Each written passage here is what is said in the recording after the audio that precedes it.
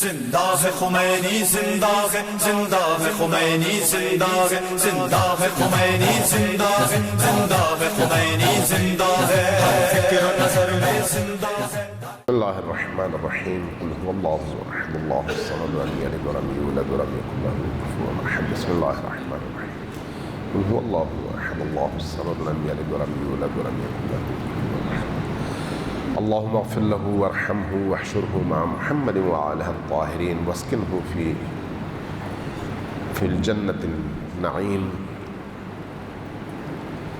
واجعلنا معه في الدنيا والآخرة برحمتك يا ارحم الراحمين. ایک دفعہ پھر صلوات بھیجیے پر محمد والے.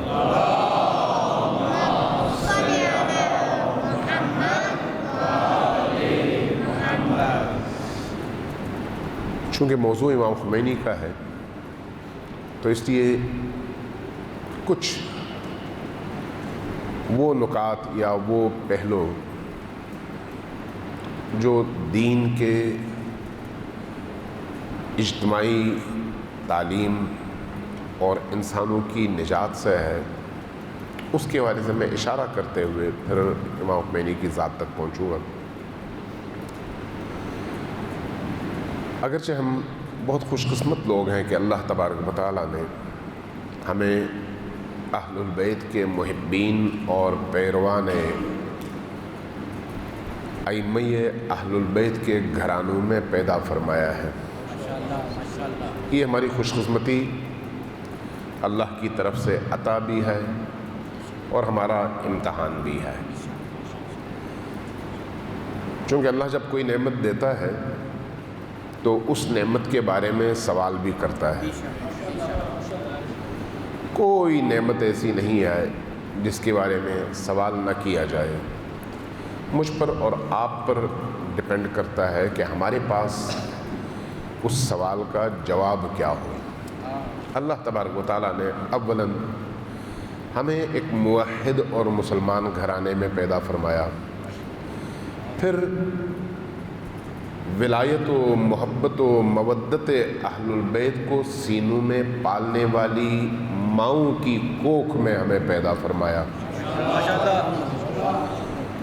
پھر اس سے بڑی نعمت یہ عطا فرمائی کہ ہمیں ایک ایسے دور میں پیدا فرمایا جب پوری دنیا کے اندر کفر، شرک اور نفاق کی ظلمتوں کے مقابلے میں ائمہ معصومین کے 1400 سالہ طولانی غیبت کے دور کے بعد ایک ایسے شخص نے سر اٹھا کر دین کا ایک ایسا روشن اور تابناک چہرہ دنیا کے سامنے پیش کر دیا کہ اب تمام لوگوں پر حجت ادا ہو گئی کہ دین کی آمد کا مقصد کیا ہے. اب کوئی یہ نہیں کہہ سکتا کہ دین کا مطلب یہ ہے کہ جا کے مسجدوں میں نماز پڑھو اور اس کے بعد جا کر اپنے کاروبار میں لگ جاؤ. کوئی یہ نہیں کہہ سکتا کہ رمضان المبارک میں 1 مہینہ روزہ رکھو اور اس کے بعد پھر سارا سال اپنی روٹین کی زندگی میں لگ جاؤ. کوئی یہ نہیں کہہ سکتا.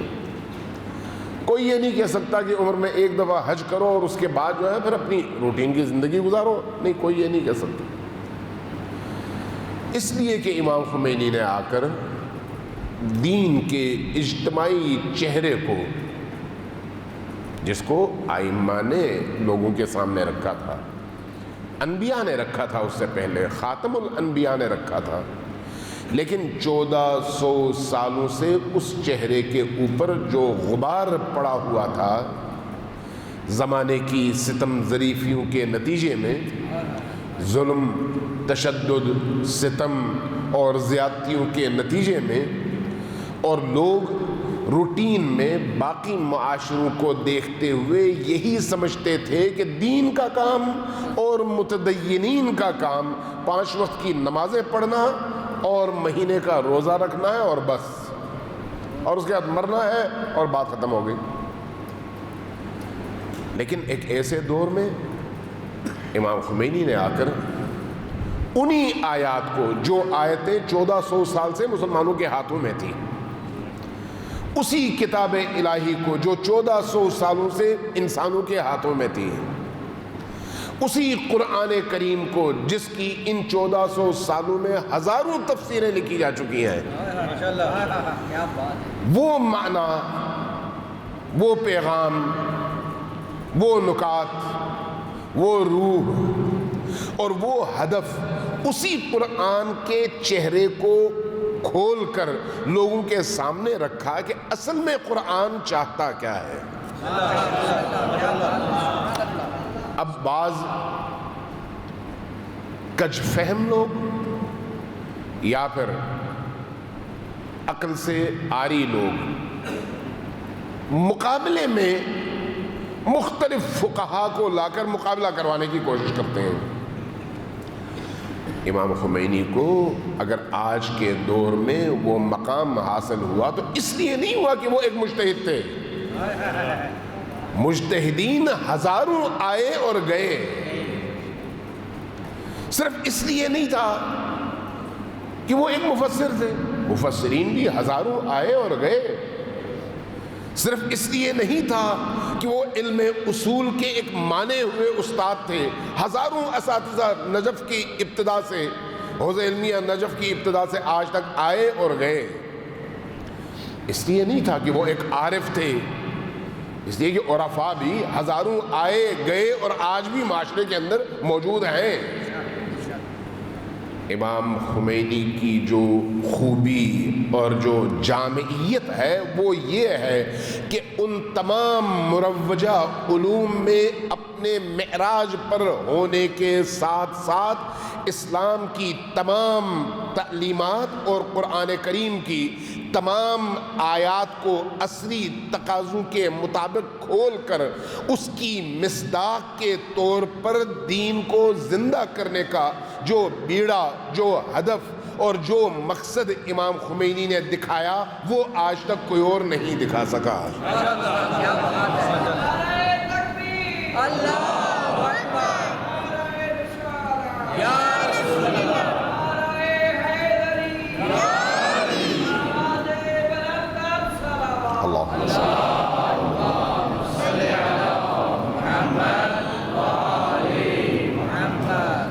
ہماری بدقسمتی دیکھیں، اہل دین کی، متدینین کی، اور دوسرے لفظوں میں کہیں مقلدین کی، کہ ہم نے ایک مرجع سمجھ کر مرجع کا مرجع سے مقابلہ کروانا شروع کر دیا کہ فلان کس کا مقلد ہے اور فلان کس کا مقلد ہے۔ بھئی آج بھی 10 مراجع موجود ہیں اور ہر ایک کی تقلید ہوتی ہے، کوئی جھگڑا نہیں ہے، تقلید ایک الگ موضوع ہے۔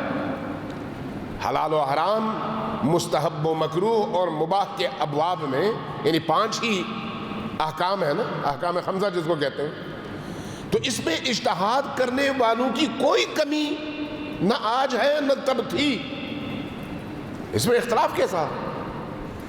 اگر ان ابواب کے لحاظ سے دیکھیں، آپ کسی بھی مجتہد کو اٹھا کر اس کی تقلید کر لیں، کوئی مسئلہ نہیں ہے۔ آج بھی 10 مجتہدین موجود ہیں، کسی کی بھی تقلید کر لیں، لیکن یہ جو تقلید ہے آپ کی زندگی کا انفرادی فعل ہے کہ آپ نے نماز میں کون سا ذکر کب پڑھنا ہے، کس عمل کو کتنی دفعہ کرنا ہے، کون سا عمل مستحب ہے، کون سا عمل مباح ہے، کس عمل کو احتیاط واجب کے طور پر کرنا ہے اور کس عمل کو فرض کے طور پر انجام دینا ہے، فتویٰ کس کا واضح ہے اور کس نے احتیاط واجب کا فتویٰ دیا ہے۔ یہ چیزیں آپ کی زندگی کے انفرادی اعمال سے متعلق ہیں جو 1400 سال سے چلی آ رہی ہیں، لیکن ان چیزوں نے آپ کی اجتماعی دنیا میں ذرہ برابر تبدیلی کا باعث یہ چیزیں نہیں بنی ہیں اور تا قیامت یہ چیزیں چلتی رہیں گی۔ انسان کی زندگی کے انفرادی اعمال ہیں، فقہی اعمال انسان کی زندگی کے انفرادی اعمال ہیں، جس میں انسان جاتا ہے، نماز پڑھتا ہے، روزہ رکھتا ہے اور اس کے احکام سیکھتا ہے، حج کے اعمال سیکھتا ہے، افعال کو سیکھتا ہے اور فتویٰ کے مطابق اپنا عمل درست طریقے سے انجام دیتا ہے، بات ختم ہو گئی۔ اور اگر کہیں پر اس نے درست انجام نہیں دیا تو اس کی ذات سے اس کا تعلق ہے۔ امام خمینی ان چیزوں سے ہٹ کر ان کی زندگی کا ایک ایسا امتیاز ہے جس کا کوئی مقابلہ ان تمام چیزوں کے ساتھ نہیں ہے۔ امام خمینی نے کیا کیا؟ امام خمینی نے جو کام کیا اس کو سمجھنے کے لیے آپ کو اپنے محلے کے مسجد کے محراب میں 2 رکعت نماز پڑھا کر گھر جانے والے مولانا اور اپنے وقت کے زندہ امام کے درمیان ایک تقابل کر کے دیکھیں، آپ کو سمجھ آ جائے گی کہ کس کا فریضہ کیا بنتا ہے۔ امام خمینی نے جو پرچم اٹھایا وہ زمین کے اوپر، زمین کسی خاص خطے ارضی میں نہیں، زمین کے اوپر اللہ کی وحدانیت کے پرچم کو گاڑ کر شرک، کفر اور طاغوت کے مقابلے میں توحید کے فرزندوں کو کھڑا کر کے توحید کے غلبے کی دعوت دینا تھا۔ یعنی پوری زمین پر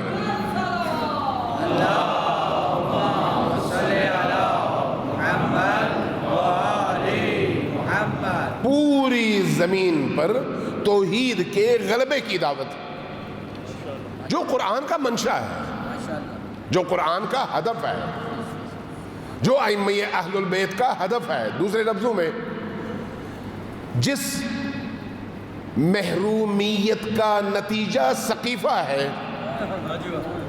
سقیفہ میں کیا ہوا؟ ولی کو اس کی تشریعی ولایت سے، دوسرے لفظوں میں حکومت سے محروم کر دیا گیا۔ یہی ہے نا، اس کی تکوینی ولایت کو تو کوئی چھیڑ نہیں سکتا تھا، اس کی تشریعی یعنی ظاہری حکومت اور ولایت کو اس سے چھین لیا گیا اور کسی اور کے حوالے کر دیا گیا۔ سقیفہ یہی ہے، جبکہ اللہ کی مشیت اور خواہش کیا ہے؟ وہ یہ ہے کہ زمین کی ولایت اس کے حوالے کی جائے جو اس کا اہل ہے۔ کیوں؟ جب آپ کسی بھی کام کو اس کے اہل کے حوالے کریں گے تو وہ کام اپنی منزل تک اور اپنے ہدف تک بھرپور انداز میں مقررہ وقت میں پہنچ جائے گا۔ لیکن اگر آپ جہاز چلانے کے لیے رکشہ ڈرائیور کو بٹھائیں گے تو پھر نہ جہاز حرکت کرے گا اور نہ اپنی منزل تک پہنچ سکتا ہے، نیچرل ہے۔ اور اگر فرض کریں اس نے چھیڑ چھاڑ کر بھی دی تو اپنی جان کو بھی خطرے میں ڈالے گا، جہاز کے دیگر مسافرین کی جان کو بھی خطرے میں ڈالے گا۔ اگر آپ کسی بس کی ڈرائیونگ سیٹ پر موٹر سائیکل چلانے والے بندے کو بٹھا دیں گے تو وہ باقی تمام سواریوں کو لے کر جا کر مرے گا، اور یہ ظلم ہے۔ اللہ تبارک و تعالیٰ نے خاتم النبیین کو بھیجا، قرآن کو آخری کتاب کے طور پر بھیجا تاکہ زمین پر قرآن کی حاکمیت ہو، نبی حاکم ٹھہرے، اور نبی کے بعد وہ جو مشابہ نبی ہوں، جو اوصاف میں، کمال میں، علم میں، حلم میں نبی کی تصویر ہو، نبی نہ ہو، ان ہستیوں کا تقرر اور تعین کر کے بھیجا تاکہ زمین اپنے کمال کو پہنچے اور اہل زمین بھی اپنے کمال کو پہنچے۔ کیا بات ہے، سبحان اللہ۔ لیکن چونکہ انسانی مزاج اس طرح کا ہے کہ انسانی عقل کو ہر زمانے میں تکامل کی ضرورت ہوتی ہے اور تکامل کا یہ سفر جاری رہتا ہے، اس لیے گزشتہ تمام انبیاء کے دور میں، گزشتہ نبی کے دور سے آنے والے نبی کے دور کے لوگوں کی ذہنی کیفیت بہتر سے بہتر رہی ہے، اور یہی کیفیت اسلام کے اندر بھی ہے۔ اس لیے اگر رسول کریم کے دور میں رسول کریم نے آیات لوگوں کے سامنے پیش کی تو کیا اس زمانے کے تمام لوگ ایک طرح کی سوچ، ایک طرح کا فہم رکھتے تھے؟ نہیں۔ کیا ایک طرح کی صلاحیت رکھتے تھے؟ نہیں۔ اسی لیے آپ پڑھتے ہیں کہ بعض روایات میں ہے کہ نبی کریم نے صلی اللہ علیہ وآلہ وسلم نے سورہ اخلاص جب نازل ہوا تو فرمایا کہ لوگوں اس سورہ اخلاص کو حفظ کرو اور اپنی اگلی نسلوں تک پہنچاؤ، چونکہ آج تمہیں سمجھ نہیں آئے گی لیکن آگے آنے والے زمانے میں ایسے لوگ اللہ پیدا کرے گا جو اس سورت کو سمجھ پائیں گے۔ ماشاءاللہ، کیا بات ہے۔ کیوں؟ اس لیے کہ زمانے کے گزرنے کے ساتھ ساتھ عقل و شعور میں اضافہ ہوتا چلا جاتا ہے، اور دین کی دی ہوئی کتاب یعنی قرآن کریم میں یہ استعداد اور یہ صلاحیت موجود ہے کہ عقل انسانی جتنی زیادہ کامل سے کامل تر ہوتی چلی جائے اتنا زیادہ قرآن کے اسرار کھلتے چلے جاتے ہیں۔ اس لیے امیر المومنین نے فرمایا تھا کہ قرآن کی پرتیں ہیں، ایک پرت اٹھاؤ تو 70 پرتیں کھلیں گی، ان میں سے ہر پرت اٹھاؤ تو پھر 70 کھلیں گی، اس کے پیچھے 70,000 پرتیں کھلیں گی۔ اس لیے فرمایا کہ میں جب نبی کریم نے مجھے ایک حرف سکھایا تو اس ایک حرف اور ایک باب سے میں نے 70 ابواب خود کھولے، 1000 ابواب خود کھولے۔ یعنی جیسے انسان کی زندگی آگے بڑھتی چلی جاتی ہے عقل و شعور انسانی میں بھی اضافہ ہوتا چلا جاتا ہے۔ اب یہاں پر جو بزرگ بیٹھے ہوئے ہیں جن کی عمریں 50 سے اوپر ہیں، وہ ذرا 40 سال پہلے اپنی کیفیت دیکھیں اور سوچیں کہ وہ جب 10 سال کے تھے، 12 سال کے تھے، 15 سال کے تھے تو ان کی شعوری کیفیت کیا تھی، اور آج کے 15 سال کا بچہ کہاں پر ہے۔ آپ کو اندازہ ہو جائے گا کہ آپ جس زمانے میں تھے آپ کی سوچ بہت محدود تھی، آج کا بچہ جس زمانے میں جی رہا ہے اس کی سوچ آپ کی نسبت بہت وسیع ہے، اس کا زمانہ بھی اور ہے اور اس کا مکان بھی اور ہے، اس کی انوائرمنٹ بھی اور ہے، لہٰذا اس کی سوچ کا دائرہ کار بھی بہت بڑا ہے آپ کی نسبت، اس لیے کہ آپ 40 سال پیچھے ہیں، اور یہی کیفیت آج کے بچوں کی ہے۔ 50 سال بعد یہی بچے اپنے دور کے بچوں کی نسبت اپنے آپ کو بہت پیچھے محسوس کریں گے اور اس دور کے بچے بہت آگے ہوں گے، لیکن قرآن اس دور کے انسانوں کا بھی رہنما تھا، آج کے انسانوں کا بھی رہنما ہے، اور آئندہ 50 سال کے بعد آنے والے انسانوں کے لیے بھی اسی طرح سے رہنما ہے، لیکن اگلے آنے والی نسل کو آج کی نسبت زیادہ سمجھ آئے گی اور آج کے لوگوں کو ماضی کی نسبت زیادہ سمجھ آتی ہے۔ یہ انسانی فکر کی ارتقاء کا سفر ہے۔ اس لیے قرآن کریم نے کہا کہ وَنُرِيدُ أَن نَّمُنَّ عَلَى الَّذِينَ اسْتُضْعِفُوا فِي الْأَرْضِ، ہم نے یہ ارادہ کیا ہے، ارادہ ہمارا ہے، وَنُرِيدُ کہ ہم احسان کریں زمین والوں پر، أَن نُرِيدُ وَنُرِيدُ أَن نَّمُنَّ عَلَى الَّذِينَ، ان لوگوں پر جن کو مستضعف کر دیا گیا، کمزور کر دیا گیا، ظلم کا شکار کیا گیا، جن پر ظلم کیا گیا، جن کو کمزور کر دیا گیا، جن کو ضعف کی کیفیت میں روکا گیا، جن کو پھلنے پھولنے سے روکا گیا، ان پر ہم احسان کریں گے۔ وہ کیا کریں گے؟ نجعلہم ائمۃ، ان کو ہم زمین کی امامت دیں گے، کیا بات ہے، ونجعلہم الوارثین، اور ان کو زمین کا وارث بنا دیں گے۔ اس سے پہلے کوئی ایسا دور نہیں آیا، قرآن کا وعدہ جھوٹا نہیں ہے، تو اس کا مطلب ہے وہ دور آنا ہے۔ اگر وہ دور آنا ہے تو پھر اس دور کی طرف ہمارا سفر جاری ہے۔ اب جب اس دور کی طرف ہمارا سفر جاری ہے تو وہ جو وارث زمین ہے، وہ جو امام زمین و زماں ہے، اس نے آنا ہے، اور اس کی آمد کے استقبال کے لیے کاروان انسانی نے اس سمت کی طرف، اس جہت کی طرف اپنا سفر جاری رکھنا ہے۔ اور اگر رکھنا ہے تو اب اس سفر کے جاری رکھنے کے 2 طریقے ہیں، ایک یہ کہ آپ کو اس کاروان کی گاڑی میں بٹھا دیا جائے اور آپ سوتے رہیں، جب نیند ختم ہو تو اٹھیں، کھانا کھائیں، پھر سو جائیں۔ ایک یہ کہ نہیں، جاگتے رہیں، ارد گرد دیکھتے رہیں، رستے کو اپنی نظر میں رکھیں، یہ دیکھیں کہ کہیں گاڑی منحرف تو نہیں ہو رہی، کہیں آپ کا ڈرائیور سو تو نہیں گیا، کہیں کسی حادثے کی طرف لے کر جایا تو نہیں جا رہا، کہیں پر آپ کے دشمن آپ کی راہ کو روکنے کی کوشش تو نہیں کر رہے، کہیں آپ کو آپ کے ہدف سے منحرف کرنے کی کوششیں تو نہیں ہو رہی۔ اور ان تمام چیزوں کو آپ اپنی نگاہوں میں رکھیں بھی اور اس کے مقابلے کے لیے اپنے آپ کو تیار بھی کریں۔ عقل کیا کہتی ہے؟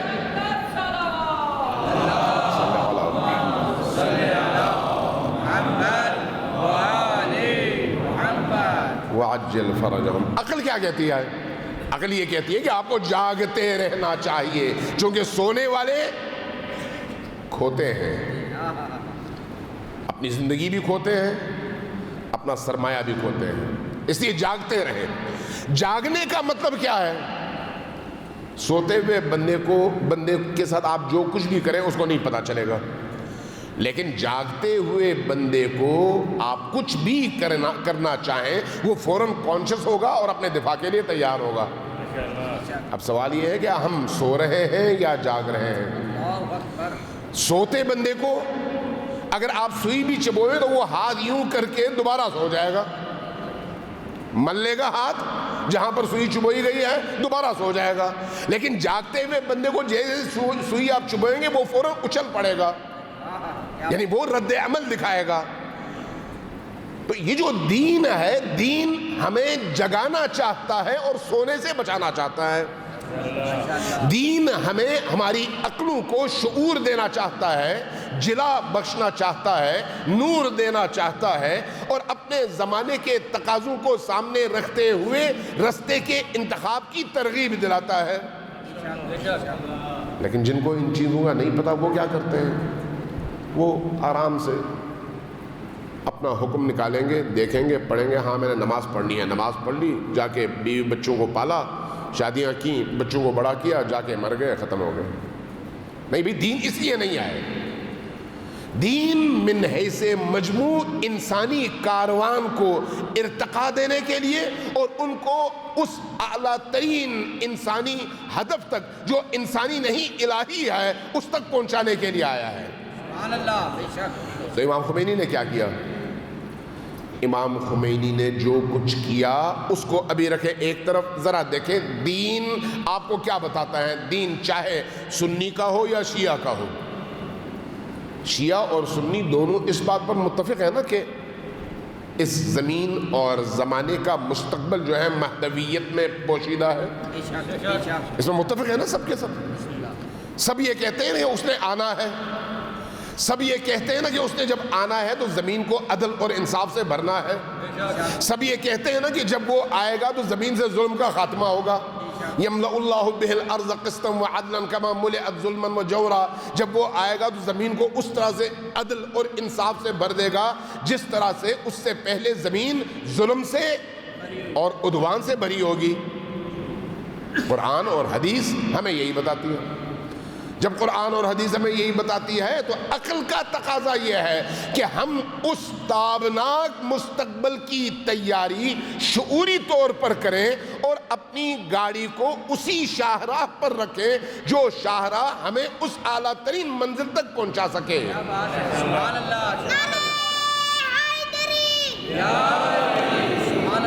इमाम खुमैनी ने आकर हमें वो शाहराह दिखाई और काफिले इंसानी की इस मजमूई गाड़ी को उस शाहराह के ऊपर बिठा दिया।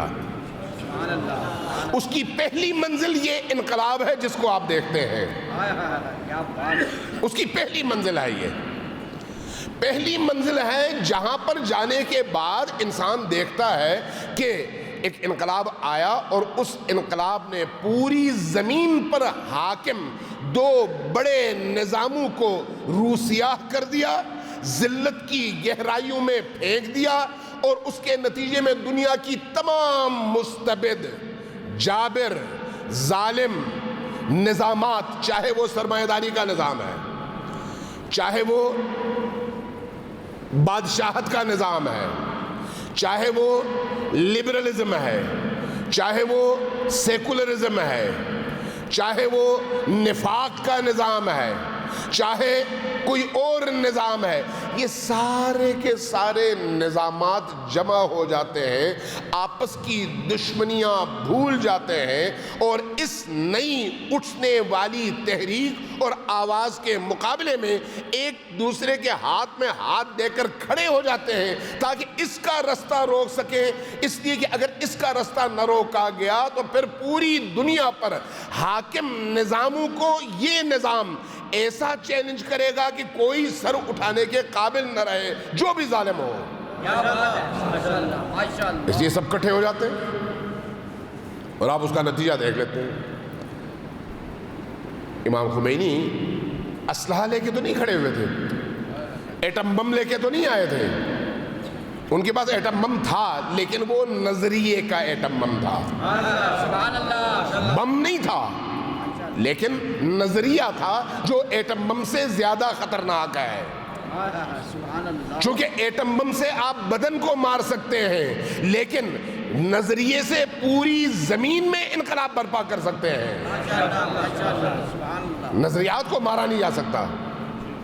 امام خمینی نے انسانوں کو یہ باور، یہ یقین اور یہ شعور دیا کہ کسی بھی معاشرے کے اندر اگر جیدار، باشعور اور عقل مند لوگ پیدا ہو جائیں اور اپنے دست و بازو پر، اپنے وجود پر، اپنی صلاحیتوں پر ایمان پیدا کر لیں ایک، اور دوسرا یہ کہ اپنے دشمن کو پہچان لیں کہ اصل دشمن کون ہے.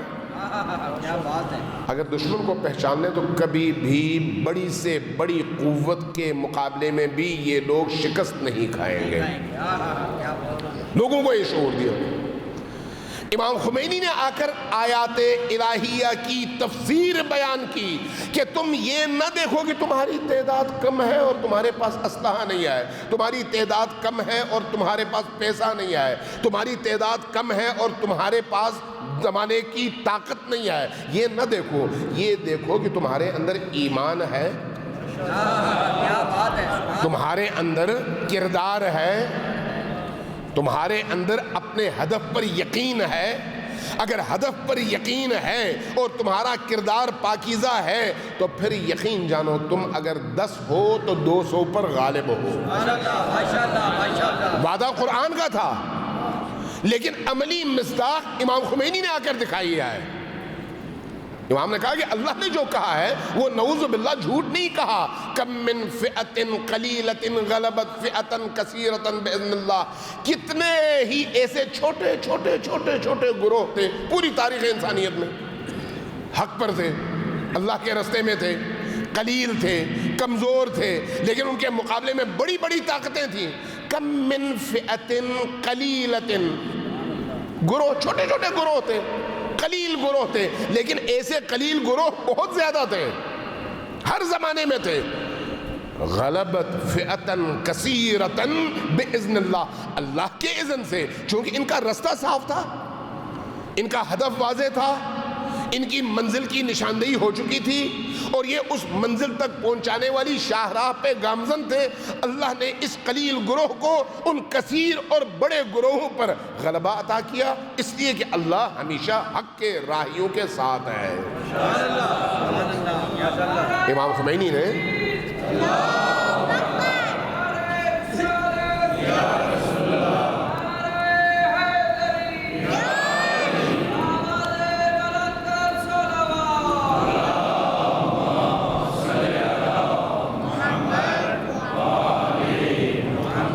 امام خمینی نے عملاً یہ چیز بتائی، صرف زبان سے نہیں. جو 1400 سالوں میں ہوا وہ زبان سے ہوا. ہم سب وہی آیات پڑھتے تھے، اسی قرآن کا مطالعہ آج بھی کرتے ہیں، لیکن جس شخصیت نے آ کر اس قرآن کی آیت یا آیات کی مصداق بن کر دکھایا کہ اگر تم قرآن کی آیات پر عمل کرنا شروع کر دو تو قرآن کا وعدہ ہے کہ تم غالب ہوگے، اور اس نے غالب بنایا ہے. آپ قرآن کریم کھول لیں نا، الا ان حزب اللہ هم الغالبون ہے نا قرآن کریم میں. یہ حزب اللہ هم الغالبون کون لوگ ہیں؟ جو اللہ کی پارٹی میں داخل ہو کر صرف اللہ پر اعتماد کرتے ہیں اور غیر اللہ سے امیدوں کی تمام زنجیروں کو کاٹ کر توڑ دیتے ہیں. کیا بات ہے. ماشاءاللہ. جس نے یہ کام کیا وہ حزب اللہ میں داخل ہو گئے. قرآن کہتا ہے جس نے ایسا کیا وہ حزب خدا میں داخل ہو گیا، اور جو حزب خدا میں داخل ہو گیا اس کو اللہ نے غلبہ عطا کیا. الا ان حزب اللہ هم الغالبون، وہ غالب ہیں. امام خمینی نے کئی ایک کام کیے. اپنے زمانے کے اہل دین کے چہروں سے بھی نقاب الٹا، اہل نفاق کے چہروں سے بھی نقاب الٹا، ظلم کے نظام کے چہرے سے بھی نقاب الٹا، اور پھر اپنے زمانے کے قدیمی ترین شہنشاہی نظام کو اپنے قدموں تلے مسل کر دنیا کو بتایا کہ جو بوریا نشین ہوتا ہے اپنے رب پر یقین کرتا ہے اس کو دنیا کی یہ طاقتیں اس کا کچھ نہیں بگاڑ سکتی عملی طور۔ اس کے بعد آپ نے دیکھا جنگ چھڑ گئی، 8 سال جنگ، پوری دنیا ایک طرف، یہ مظلوم قوم ایک طرف، 8 سال میں لاکھوں لوگ قربانی بنے، گھر تباہ ہوئے، خاندان تباہ ہوئے، بچے تباہ ہوئے، نسلیں تباہ ہوئی، سب کچھ ہوا۔ لیکن جب کسی قوم نے یہ ارادہ کر لیا ہو کہ ہم نے اللہ کے رستے میں قربانی دینی ہے لیکن اپنے نظریات اور اپنے افکار سے پیچھے قدم نہیں رکھنا، تو پھر اللہ کو اور کیا چاہیے؟ اللہ کو ایسے ہی بندے تو چاہیے۔ اگر اللہ ایسے بندوں کی مدد نہ کرے تو کس کی کرے؟ ان تنصر اللہ ینصرکم وَيُثَبِّتْ أَقْدَامَكُمْ، اگر تم اللہ کی مدد کرو گے تو اللہ تمہاری مدد کرے گا اور تمہارے قدموں کو مضبوط کر دے گا، تمہیں ثابت قدم رکھے گا۔ تو اگر یہ لوگ جو اللہ کی مدد کے لیے اپنی پوری ہستی داؤ پر لگا کر میدان میں اترتے ہیں، ظلم نہیں کرتے، زیادتی نہیں کرتے، اللہ سے اپنے رشتے میں دراڑ نہیں آنے دیتے، اللہ کی عبودیت اور بندگی میں کمی نہیں کرتے، اللہ کے حکم کی اطاعت کے میدان میں کہیں پر بھی کسی ظالم قوت سے کمپرومائز نہیں کرتے، اللہ کے مقابلے میں الوہیت اور خدائی کا دعویٰ کرنے والی طاقتوں کے مقابلے میں ایک لمحے کے لیے سر جھکانے کو نہیں، پلک جھپکانے کو بھی تیار نہیں ہوتے۔ تو پھر اگر اللہ ان کی مدد نہیں کرے گا تو پھر کس کی مدد کرے گا؟ جبکہ اس کا وعدہ یہ ہے ان تنصر اللہ ینصرکم وَيُثَبِّتْ أَقْدَامَكُمْ، اس کا وعدہ یہ ہے الذین قالوا ربنا اللہ، جن لوگوں نے کہا کہ ہمارا رب خدا ہے اور ہمارا ایمان اپنے اس رب پر ہے، الذین قالوا ربنا اللہ، ہمارا رب صرف اور صرف ایک خدائے واحد و یکتا ہے، اللہ ہے۔ الذین قالوا ربنا اللہ،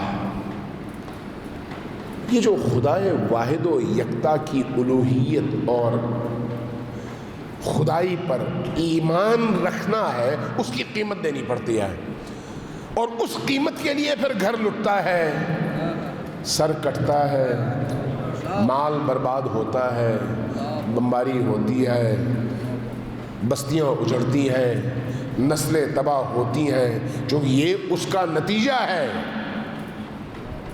یہ نہیں ہو سکتا کہ آپ اللہ کی عبودیت کا دعویٰ کریں اور یہ سمجھیں کہ میں نے چونکہ تیری عبادت کی اور تجھے اپنا الہ مانا ہے، اب تمام نعمتیں مجھے حاصل ہوں اور میں ایک شاہ کی طرح زندگی بسر کروں۔ نہیں، اللہ کی عبودیت کو قبول کرنے کا مطلب ہی یہی ہے کہ آپ اپنے آپ کو ان موجوں اور لہروں کے حوالے کریں جو آپ کو بار بار اٹھا کے پٹخیں۔ جب آپ بار بار گریں اٹھیں، تھپیڑے کھائیں، مشکلات میں رہیں، تو اس کا نتیجہ یہ ہے کہ آپ آگ کے اس بھٹی سے کندن بن کر نکلیں گے اور پھر آپ کے مقابلے میں پوری دنیا ہیچ ہوگی اور آپ مضبوط ترین قوت ہوں گے۔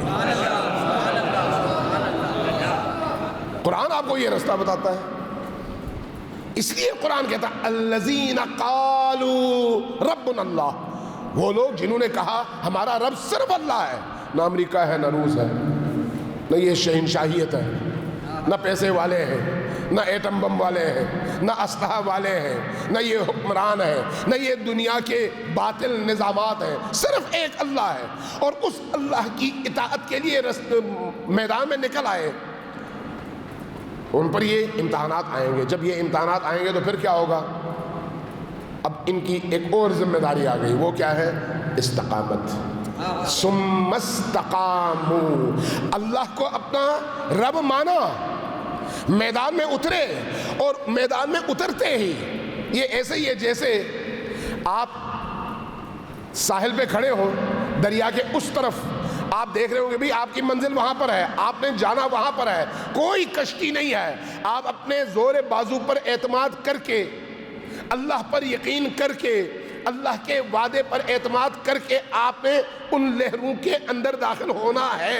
اس اعتماد کا مطلب یہ نہیں ہے کہ آپ اپنے آپ کو دریا کے لہروں کے حوالے کر کے اب آرام سے بیٹھے، میں نے اللہ پر اعتماد کیا تھا اب وہ مجھے ادھر پہنچا دے. نہیں، یہ نہیں ہے. کیا ہے وہ؟ یہ ہے کہ اس نے کہا کہ تم اللہ پر اعتماد کرو، لہروں کے اندر اترو، لیکن لہروں کا سینہ چیر کر، لہروں کا سینہ چیر کر، ہاتھ پاؤں مار کر، جد و جہد کر کے، دست و بازو ہلا کر، اپنے بازو کے پٹھے آزما کر، پوری طاقت استعمال کر کے جد و جہد کرو کہ اس پار پہنچ جاؤ. یہ ہے استقامت. الذین قالوا ربنا اللہ ثم استقاموا، اس کے بعد جو مصیبتیں، مشکلات، امتحانات آتے ہیں ان میں استقامت دکھائے.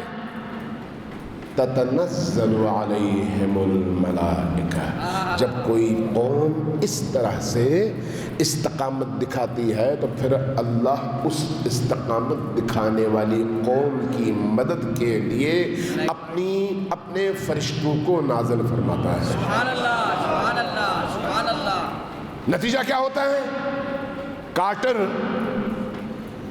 جدید ترین ہیلی کاپٹرز کا ایک پورا لشکر بھیجتا ہے اپنی آرمی کے ساتھ، اپنے 450 تہران میں موجود قیدیوں کو چھڑانے کے لیے. ایران کے پاس نہ ریڈار سسٹم ہے، نہ سائنسی کوئی اور ایسا ذریعہ ہے کہ جس کے ذریعے سے ان کو یہ پتہ چل سکے کہ ہمارے حدود میں امریکی طیارے اور ان کے ہیلی کاپٹرز داخل ہو چکے ہیں. یہ خواب خرگوش میں ہے، لیکن اللہ جاگا ہوا ہے. کیا بات ہے، سبحان اللہ، اللہ اکبر. اللہ جاگا ہوا ہے، لہذا اللہ کیا کرتا ہے؟ اپنے فرشتے اتارتا ہے. ابرہہ کے مقابلے میں سجیل، اور یہاں پر امریکیوں کے مقابلے میں طوفان. کیوں؟ اس لیے کہ اس قوم نے اللہ پر اعتماد کر کے جد و جہد کی، اپنی پوری توانائی لگائی، اپنی پوری ہستی کو داؤ پر لگایا، اپنے بچوں کا خون اپنے ہاتھوں میں اٹھایا، اپنے بچوں کی لاشوں کے ٹکڑے اٹھائے، قبول کیا کہ اللہ کی راہ میں ہے اس لیے قبول ہے. جب یہ کیا تو آدھی رات میں جب وہ لوگ آتے ہیں تو تبس کے اس ریگستان میں طوفان اٹھتا ہے، آپس میں ٹکراتے ہیں، سارے گرتے ہیں، جو بچتے ہیں وہ بھاگ جاتے ہیں. کارٹر اگلے دن یہ کہنے پر مجبور ہو جاتا ہے کہ آج مجھے یقین ہو گیا ہے کہ ہمارا خدا بھی خمینی کے ساتھ ہے. کیوں ایسا ہے؟ اس لیے کہ ان تنصر اللہ ینصرکم ویثبت اقدامکم. الذین قالوا ربنا اللہ ثم استقاموا تتنزل علیہم الملائکہ. یہ قرآن کہتا ہے، میں اور آپ نہیں کہتے. تو امام خمینی نے قرآنی ان زندہ آیات کو، جو ہماری نگاہ میں صرف عبارتیں تھیں، صرف الفاظ تھے، آیات زندہ تھیں، امام خمینی نے آیات کو زندہ نہیں کیا، آیات زندہ تھیں، ہماری نگاہوں سے پردہ اٹھایا اور اس کی حیات دکھائی کہ دیکھو کیسی زندہ آیات ہیں، اور ہمیں آشنا کیا کہ اتنی زندہ آیتوں کے ہوتے ہوئے بھی تم غفلت کی زندگی میں مبتلا ہو اور غفلت کی موت مارے جا رہے ہو. اب 40 سال ہو گئے. ان 40 سالوں میں آپ دیکھیں پوری دنیا کے اندر کوئی ملک ایسا ہے جس پر اس حد تک سختیاں ہوئی ہوں. 40 سال وہ اقتصادی محاصرے میں رہے، 40 سال وہ سیاسی محاصرے میں رہے، 40 سال وہ تجارتی محاصرے میں رہے، 40 سال وہ ہر لحاظ سے اس کا بائیکاٹ کیا جائے، 40 سال اس کو اندرونی طور پر کمزور کرنے کے لیے اربوں ڈالر خرچ کیے جائیں، بیرونی طور پر جارحیت کے تمام رستے آزمائے جائیں، وہ کون سا رستہ ہے جو آزمایا نہیں گیا امام خمینی کی اس فکر کو روکنے اور انقلاب کے رستے کو مسدود اور محدود کرنے کے لیے؟ کون سا رستہ ہے؟ کوئی ایک رستہ آپ سوچ لیں، سال بھر سوچ لیں، کوئی ایک رستہ بتائیں جہاں سے دشمن نے کوشش نہ کی ہو اور چھوڑ دیا ہو۔ ہر رستہ دشمن نے اپنایا ہے۔ 40 سال کوئی معمولی مدت نہیں ہے، اور یہ کوئی کسی نبی کا زمانہ نہیں ہے کہ کوئی نبی بیٹھا ہوا ہو جس کا تعلق براہ راست وحی الہی سے ہو اور فرشتے اس کی ہدایت کے لیے آئے، ایسا زمانہ نہیں ہے۔ لیکن اس کے باوجود چونکہ قرآن ایک مکمل ضابطۂ حیات اور زندہ کتاب کے طور پر موجود ہے، اس لیے جو اہل قرآن ہوگا وہ جب قرآن اٹھا کر پڑھے گا اس کی ایک ایک آیت اس کو بتا رہی ہوگی کہ آج تمہیں یہ کرنا ہے۔ کیا بات ہے، سبحان اللہ۔ اور ایسا ہی ہوا۔ زمانہ بلند تر صلوات اللہم صلی علی محمد وآل محمد وعجل۔ عراق کا حملہ ہو، اندرونی طور پر خلفشار ہو، اندر کئی محاذ کھڑے کرنے ہوں، تبلیغات اور پروپیگنڈوں کے وہ طوفان ہوں، پوری دنیا کا میڈیا امریکیوں کے ہاتھ میں ہے، پوری دنیا کا میڈیا صہیونیوں کے ہاتھ میں ہے۔ جس خبر کو وہ چاہتے ہیں چلاتے ہیں، جس کو وہ کل کرنا چاہتے ہیں پہلے ہی لمحے میں کل کر دیتے ہیں۔ حتیٰ ہم اپنے پاکستانی میڈیا کے اندر بھی جب جاتے ہیں کسی ٹی وی ٹاک شو میں، جب گفتگو کرنا چاہتے ہیں امام خمینی کا، انقلاب کا یا امریکیوں کی مخالفت کا کہیں پر شائبہ نظر آتا ہے تو فوراً روک دیا جاتا ہے، نہیں ہمارا چینل بند ہو جائے گا۔ یہ پاکستان جیسے آزاد ملک کی یہ کیفیت ہے۔ تو آپ اسی سے اندازہ لگا لیں نا کہ دنیا کس طرح سے ان استعماری اور طاغوتی نظام کی زنجیروں میں جکڑی ہوئی ہے۔ زبان طاغوت کی، لاؤڈ سپیکر بھی طاغوت کا، اور رحمانی آواز کو آنے سے روکنے کے تمام ذرائع طاغوت کے ہاتھ میں۔ لیکن اس کے باوجود آج اس انقلاب کی آواز کتنی وسیع ہو چکی ہے کہ اس وقت وہ ساری طاغوتی دنیا جس نے امام خمینی کی آواز کو روکنے کی کوشش کی، یمن میں بھی برسر پیکار ہے، لبنان میں بھی برسر پیکار ہے، فلسطین میں بھی برسر پیکار ہے، بحرین میں بھی برسر پیکار ہے، سیریا میں بھی برسر پیکار ہے، اور عراق میں بھی برسر پیکار ہے، خود ایران کی سرحدوں کے اندر بھی برسر پیکار ہے، افغانستان میں بھی یہی صورتحال ہے، نائجیریا میں بھی یہی صورتحال ہے، افریقی ممالک کے اندر بھی یہی صورتحال ہے، سوڈان میں کل آپ نے صورتحال دیکھی ہے کہ کیا ہو رہا ہے۔ لیکن اس کے باوجود یہ آواز نہ صرف رک نہیں رہی بلکہ ہر گزرتے دن کے ساتھ دنیا پر یہ بات واضح ہوتی چلی جا رہی ہے کہ جس نے اللہ کے رستے کو چھوڑا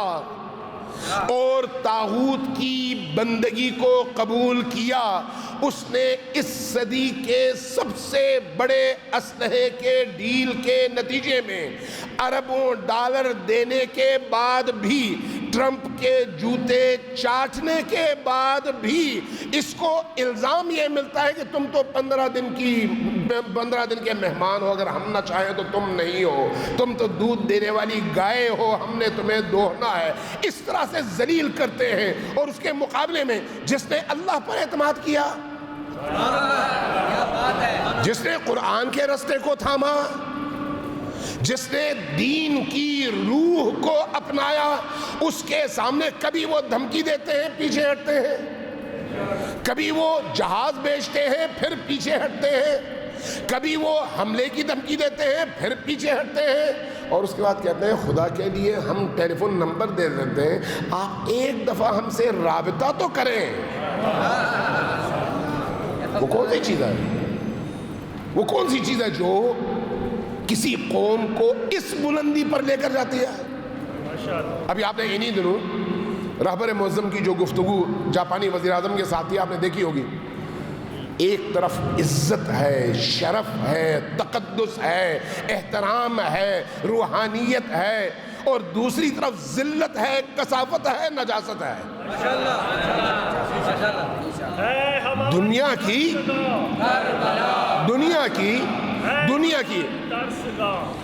دنیا کی سپر پاور کا سب سے ظالم، جابر اور جوکر حکمران اپنے تمام تنتنے کے ساتھ اپنی تمام قوت استعمال کر کے گفتگو اور دو جملوں کے تبادلے کی بھیک مانگتا ہے، اور ادھر سے جواب ملتا ہے کہ وہ اس قابل ہے ہی نہیں کہ ہم اپنا ایک لفظ اس پر ضائع کریں۔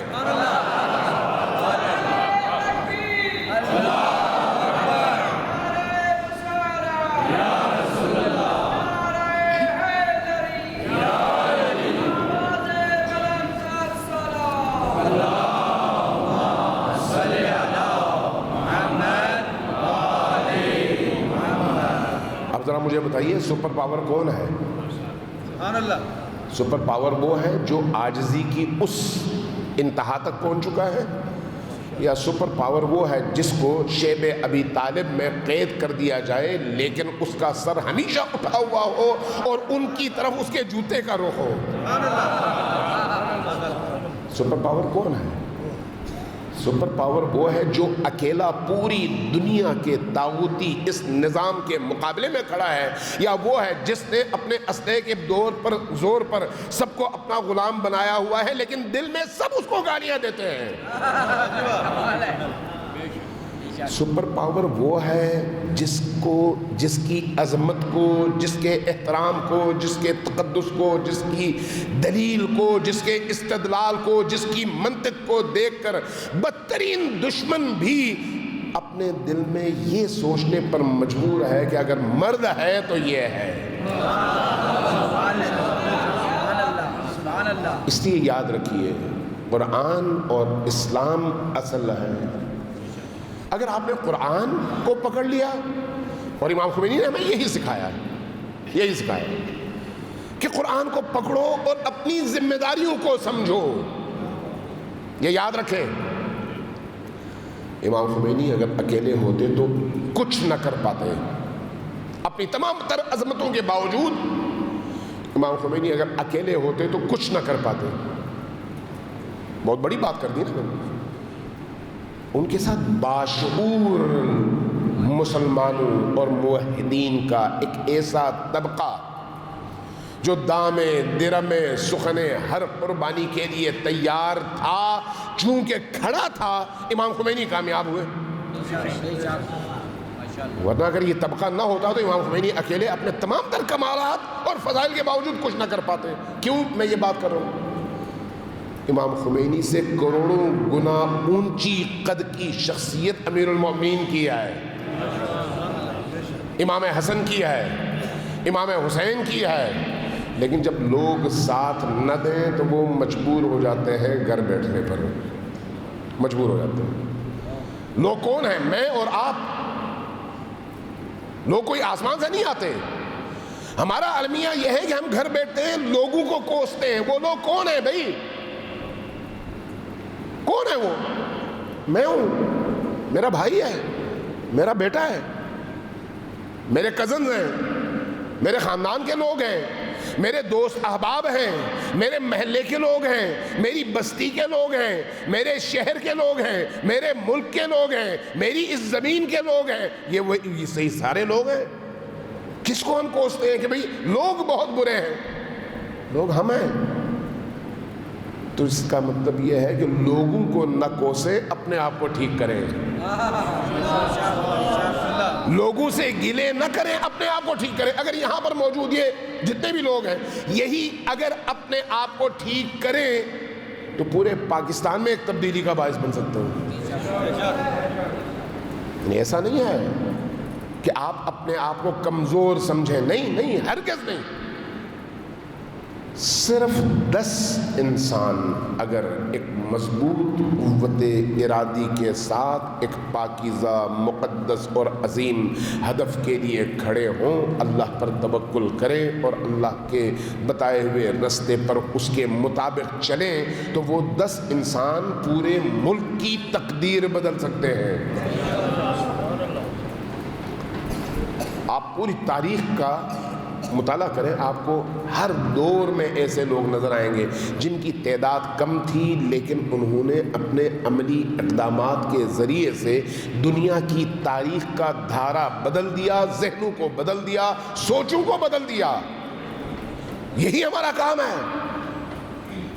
کھانا، پینا، سونا، بچے پیدا کرنا، پالنا، بڑا کرنا، یہ کام کتا بھی کرتا ہے، یہ کام خنزیر بھی کرتا ہے، نہیں کرتا؟ یہ کام چوہا بھی کرتا ہے، یہ کام بندر بھی کرتا ہے، یہ کام گائے بھی کرتی ہے، لیکن گائے بہت سارے فوائد بھی دیتی ہے۔ یہ کام کوئی بھی جانور کرتا ہے۔ تو یہ جو جانور ہے جس کو ہم انسان کہتے ہیں، اس میں اور باقی جانوروں میں فرق کیا ہے؟ فرق ذمہ داری کا ہے۔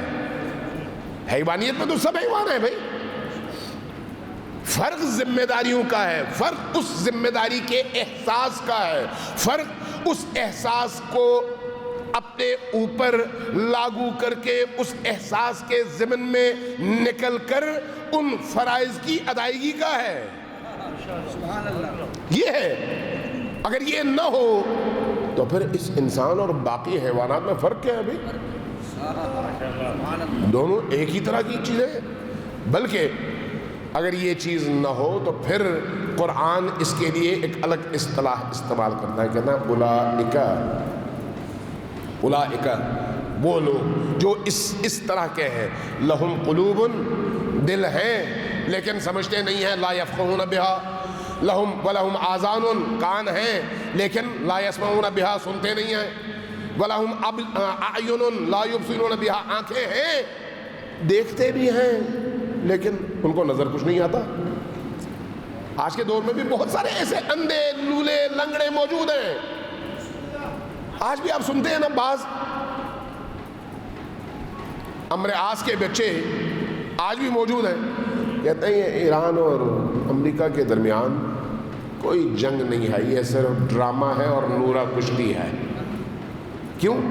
چونکہ اندھے ہیں، چونکہ بصیرت سے بالکل محروم ہیں۔ پھر ہر دور میں ان کے نظریات بھی بدل جاتے ہیں۔ کچھ تو ایسے ہیں جو جہل مرکب کا شکار ہیں، بعض صحافی ہیں، بعض بڑے بڑے اینکر بنے ہوئے ہیں، بعض بڑے بڑے دانشور بنے ہوئے ہیں، لیکن دانشور کا دال کو بھی انہوں نے کبھی چھوا نہیں ہے، پتہ ہی نہیں ہے بھائی دانشور کا مطلب کیا ہوتا ہے۔ آنکھیں بند کر لیتے ہیں، جو دل میں آئے اس کو حقیقت بنا کر پیش کر کے لوگوں کو گمراہ کرنے کی کوشش کرتے ہیں۔ ذرا اپنے ارد گرد نظر دوڑائیں، آپ کو اندازہ ہو جائے قرآن کیا کہتا ہے۔ لہم قلوب لا یفقہون بہا ولہم آذان لا یسمعون بہا ولہم اعین لا یبصرون بہا، آنکھیں ہیں، کان ہیں، دل ہیں، لیکن کوئی بھی کام کرنے والے نہیں ہیں۔ کیوں نہیں ہیں؟ اس لیے کہ آپ نے ان اعضاء سے وہ کام لیا ہی نہیں ہے جو آپ کو لینا چاہیے تھا، جس کے لیے وہ اعضاء آپ کو دیے گئے تھے۔ ایسے لوگوں کو قرآن کیا کہتا ہے؟ اولئک کالانعام، یہ انہی چوپایوں کی طرح سے ہیں، انہی حیوانات کی طرح سے ہیں۔ پھر آگے کہتا ہے نہیں، ان حیوانات کی طرح سے نہیں ہے، یہ حیوانات بہت اچھے ہیں، یہ ان سے بھی بڑے بدتر ہیں۔ کتا بہت بہتر ہے، خنزیر بھی بہت بہتر ہے، اس لیے کہ اس کے پاس یہ عقل و دانش اور بصیرت اور یہ جو دولت اللہ نے اس انسان کو دی ہے وہ تو ان کو نہیں دی، لیکن اس کے باوجود وہ اور یہ اگر برابر ہیں تو پھر کون افضل ہوا؟ وہ۔ کون بدتر ہوا؟ یہ۔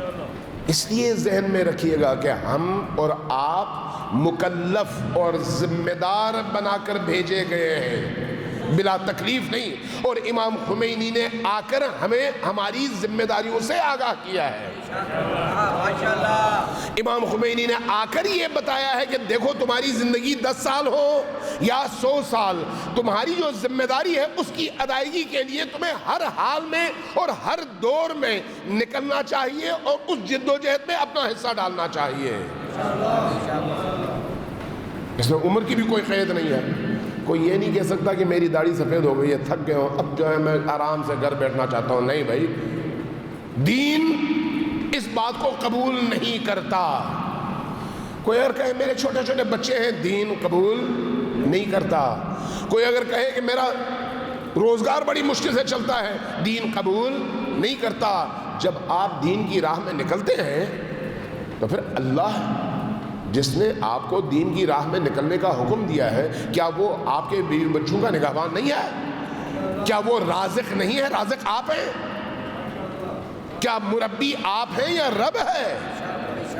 آپ اللہ کی طرف سے عائد اپنی ذمہ داریاں ادا کریں، اس کے بعد دیکھیں اللہ نے جو کام اپنے ذمہ لیا ہوا وہ کیسے ادا کرتا ہے۔ آپ ہو سکتا ہے جھوٹ کا مظاہرہ کریں، لیکن اللہ کے ہاں اس کا گزر بھی نہیں ہے۔ میں آیت اللہ ناصری اخلاق کے استاد ہیں، کبھی کبھی میں اپنے دوستوں کو یہ واقعہ سناتا ہوں۔ ایک دفعہ انہوں نے یہ کہا، میں بہت دیر تک سوچتا بھی رہا اور ایک عجیب سی کیفیت طاری ہو گئی۔ کہنے لگے ایک دن میں کھیتوں میں چلا گیا، میں نے دیکھا گندم کی فصل تیار تھی، میں بیٹھ گیا کنارے پہ، میں نے دیکھا ایک شہد کی مکھی آئی، گندم کے خوشے پہ بیٹھی، ایک دانہ توڑا اور اڑ گئی۔ میں نے کہا کہ یہ شہد کی مکھیوں نے کب سے گندم کا دانہ کھانا شروع کر دیا ہے؟ کچھ دیر بعد وہی مکھی شہد کی دوبارہ آئی، دوبارہ اس نے ایک دانہ توڑا، اڑ گئی۔ تیسری دفعہ جب آئی میں نے دیکھا تو میں نے کہا کوئی نہ کوئی راز کی بات ہے، اس کے پیچھے مجھے دیکھنا چاہیے کہ ہے کیا۔ کہتے میں اس کے پیچھے چل پڑا، دیکھا سامنے جو کھیتوں کے بالکل سائڈ پہ دیوار تھی، دیوار میں ایک شگاف سا تھا، اس شگاف میں ایک کبوتر تھا، کبوتر کی دونوں آنکھیں نابینا تھیں۔ یہ شہد کی مکھی یہاں سے اس خوشے میں سے دانہ توڑ توڑ کے لے جا کر اس کبوتر کے چونچ میں رکھ رہی تھی۔ کس نے اس شہد کی مکھی کو یہ وحی کی؟ وَأَوْحَيْنَا إِلَى النَّمْلِ، قرآن میں ہے، یہ ذہن میں رکھیے گا، اس لیے میں نے وحی کا لفظ استعمال کیا۔ کس نے یہ الہام کیا؟ کس نے اس کو یہ سمجھایا کہ وہاں پر کوئی اندھا کبوتر ہے جس کا میرے علاوہ کوئی نہیں ہے، اس کو تم نے کھانا پہنچانا ہے؟ سبحان اللہ، سبحان اللہ۔ جو اللہ کسی مخلوق کو خلق کرتا ہے اس کی روزی کا بھی بندوبست کرتا ہے۔ شرط یہ ہے کہ آپ اس اللہ پر اس کی دی ہوئی عقل، فہم و فراست کے نتیجے میں اعتماد کریں اور اعتماد کر کے چلیں۔ وہ اپنے وعدے کا سچا ہے، آپ اپنے وعدے کے سچے بن کر دکھا دیں۔ میں کچھ زیادہ بول گیا، اب اس سے زیادہ جو ہے آپ کو تکلیف نہیں دیتا۔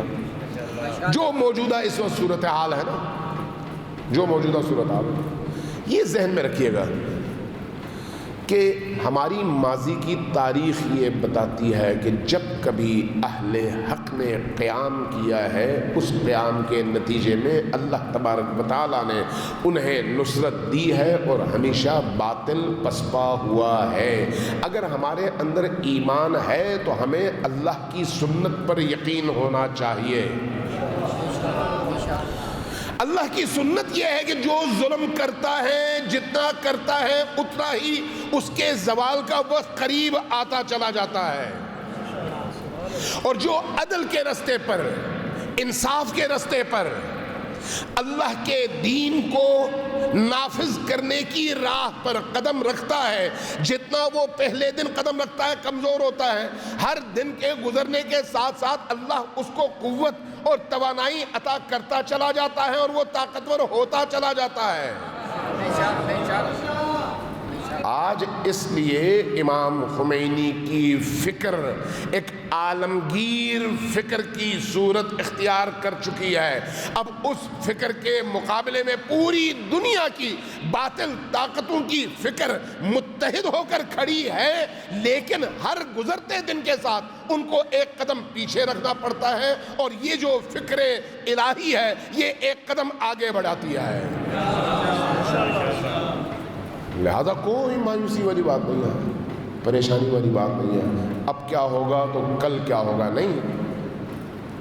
پریشانی کس کو ہونی چاہیے؟ جس کا اعتماد اللہ پر نہ ہو.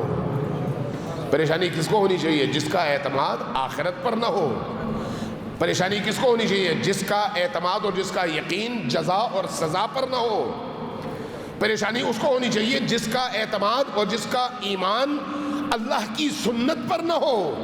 یہ تو سنت الہیہ کے عین مطابق ہے کہ آپ جب اللہ کی راہ میں آگے بڑھیں گے تو اللہ آپ کو نصرت عطا کرے گا اور آپ کا دشمن پسپا ہوگا.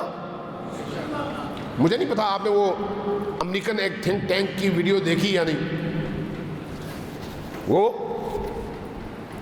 گفتگو کر رہے ہیں، یہ جو امریکنز نے جو بحری بیڑا بھیجا تھا جس کے اوپر جہاز تھے، پہلے کہا کہ ہم ایران کے لیے بھیج رہے ہیں، اور بعد میں کہا کہ نہیں، یہ تو روٹین میں اپنا وہ ٹرپ کرنے جا رہا ہے اور وہاں پر جا کے رکے گا. ہر کچھ مدت کے بعد ہم اپنی اس طرح کی نقل و حرکت کرتے رہتے ہیں، فوجی ضرورت کہتے ہیں.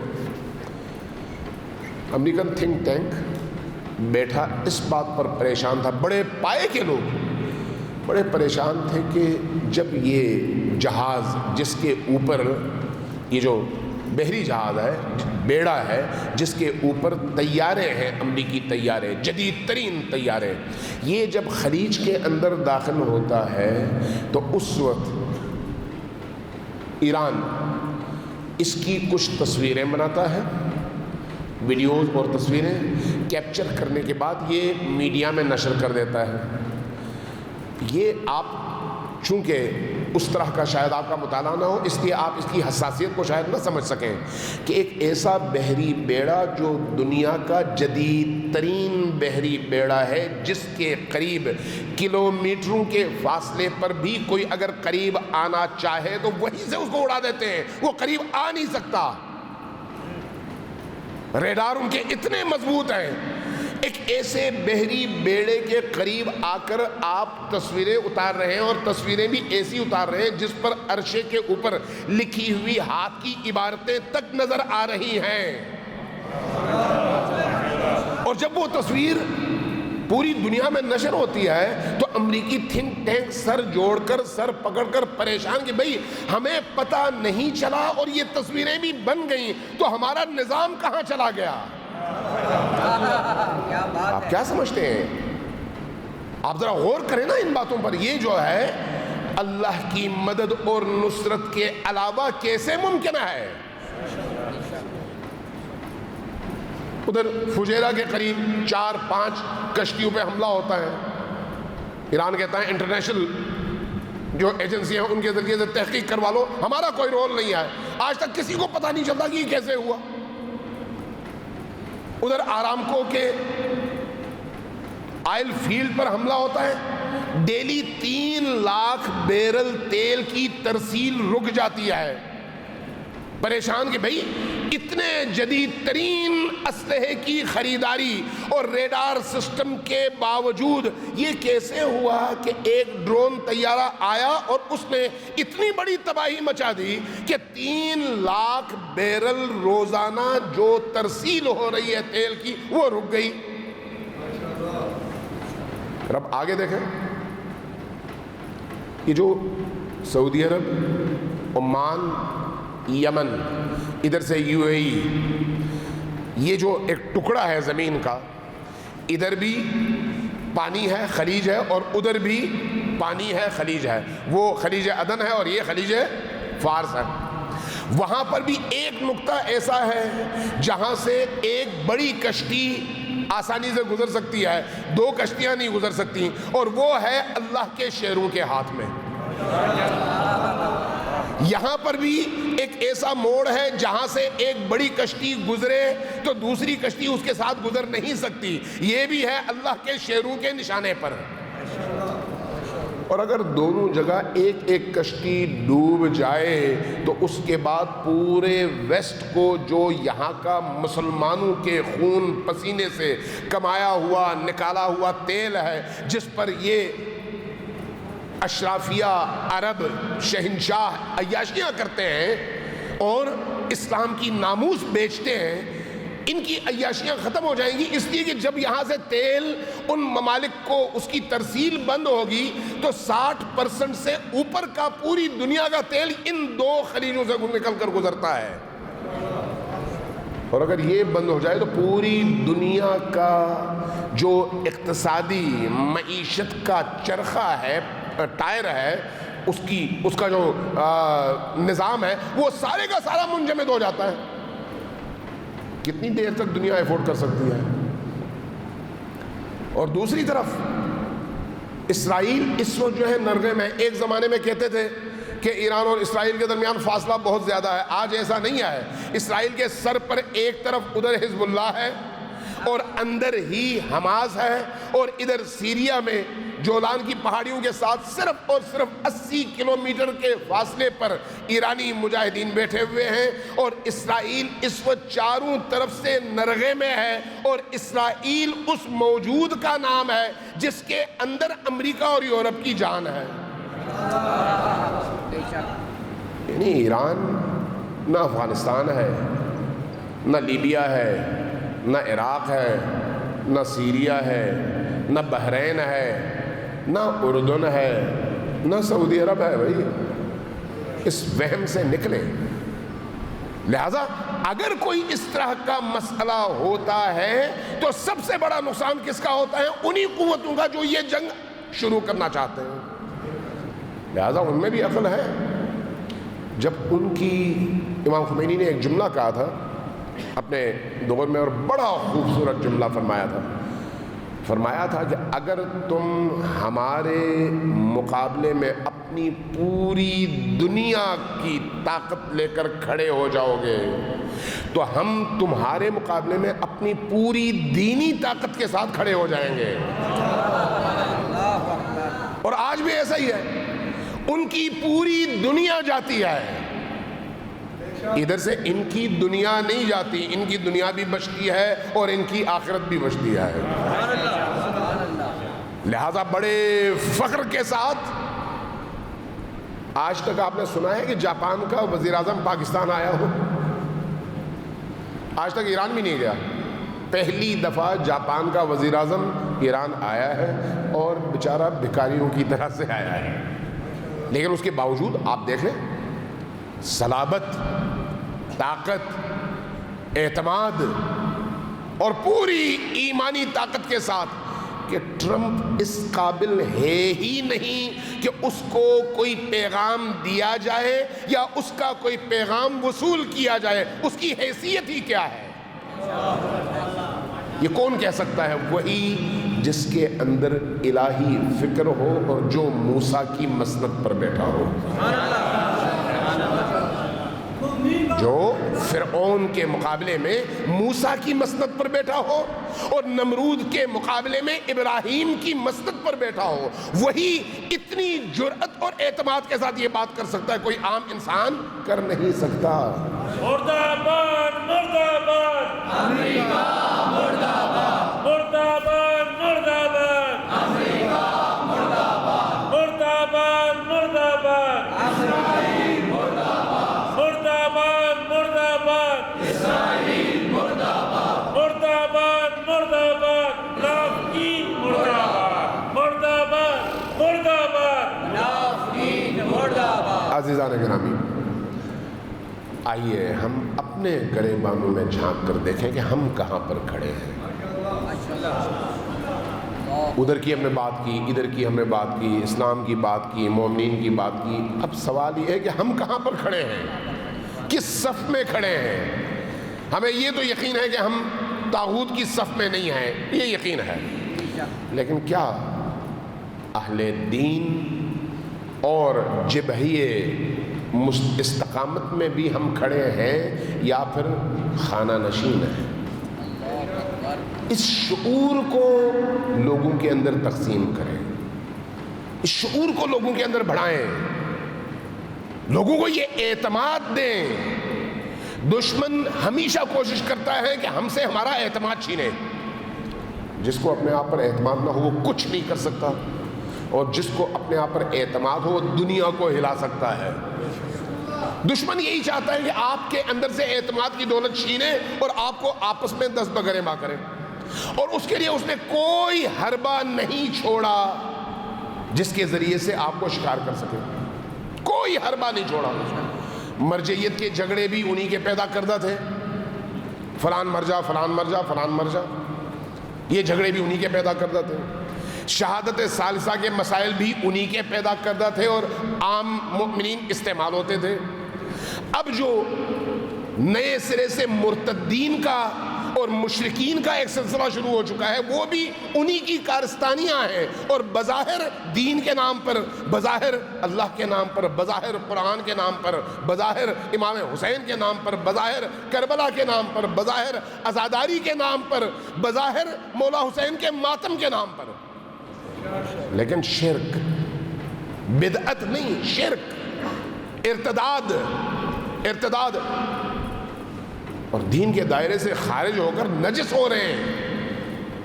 یہ کون کر رہا ہے؟ پیچھے وہ ہاتھ جو آپ کو کمزور کرنا چاہتا ہے۔ وہ کیوں کرنا چاہتا ہے؟ کسی اور طبقے میں یہ بیماریاں کیوں نہیں پیدا ہوتی؟ سوال ہے نا، کسی اور طبقے میں یہ بیماری کیوں نہیں پیدا ہوتی؟ دیوبندیوں میں یہ بیماری کیوں نہیں پیدا ہوئی؟ اہل حدیث میں یہ بیماری کیوں نہیں پیدا ہوئی؟ یہ بیماری بریلویوں میں یہ بیماری کیوں نہیں پیدا ہوئی؟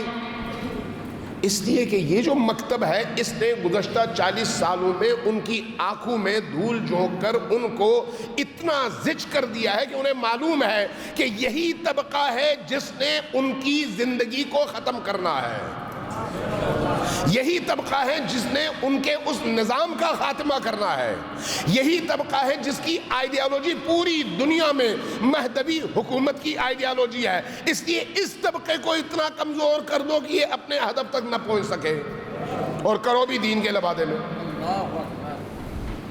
لہذا ہماری ذمہ داری بنتی ہے کہ ہم شعور کے ساتھ قدم اٹھائیں، صرف تماشائی نہ بنیں، واٹس ایپ اور فیس بک کے مجاہد نہ بنیں۔ یہ جہاد خواتین بھی کر سکتی ہیں گھر بیٹھ کر، مردوں کا کام یہ نہیں ہے۔ مردوں کا کام ہے مردانہ طور پر سینہ تان کر میدان میں نکلنا، لوگوں کو شعور دینا، امر بالمعروف کرنا، نہی عن المنکر کرنا، لوگوں کو سمجھانا، لوگوں کو عقل دینا، لوگوں کو شعور دینا، لوگوں کی ذہنوں سے غفلت کے پردوں کو چاک کر کے ہٹانا، اور ان کو اصل دشمن کی معرفت دلوانا، ان کو بتانا کہ اصل دشمن کون ہے۔ نہ شیعہ سنی کا دشمن، نہ سنی شیعہ کا دشمن، دشمن کوئی اور ہے جو یہاں پر شیعہ اور سنی کی بھی تقسیم کرتا ہے اور شیعہ کی بھی تقسیم کرتا ہے۔